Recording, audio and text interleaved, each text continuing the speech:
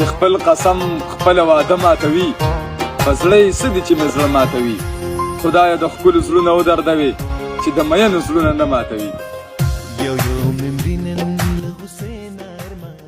السلام علیکم ورحمت الله وبرکاته. امید درته کوم چې تاسو به ټیک ټاک او خیر خیریت سره یې. موږ به په خپل موبایل کې څنګه ایډیټینګ کوو او شاعري به په ایډیټ کوو. دغه دپاره یو اپس دی چې هغې ته انشوټ وایي. انشوټ به موږ استعمالوو، په هغې کې به ایډیټینګ کوو او پویټري به پکې ایډیټ کوو.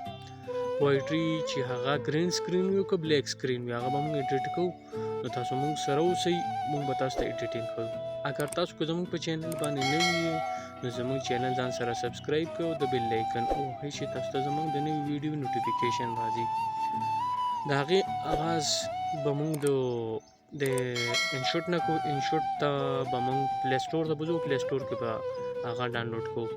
نو موږ خو الریډي انشوټ ډاونلوډ کړی دی. نو موږ یو تصویر رالو، هغې باندې به اوس شاعري پویټري ایډیټ کوو.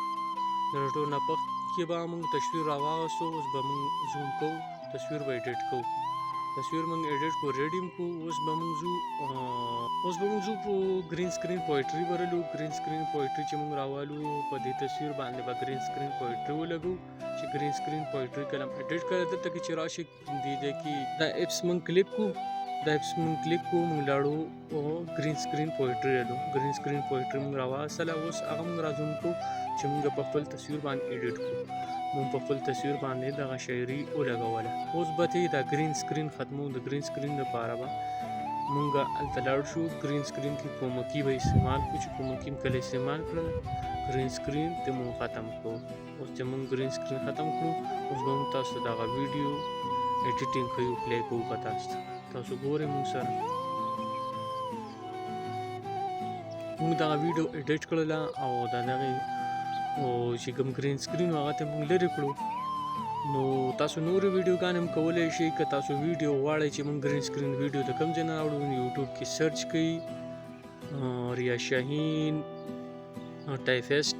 تاسو به ته ډېر قسمه ښکلې ویډیوګانې میلو شي. تاسو په هغې کې ویډیوګان را ډاونلوډ کوئ او تاسو بیا په انشوټ باندې تاسو دغه شان ایډیټ کولی شئ او خپله شاعري تاسو په ټیک ټاک، په فیسبوک او په انسټاګرام باندې هم شیر کولی شئ.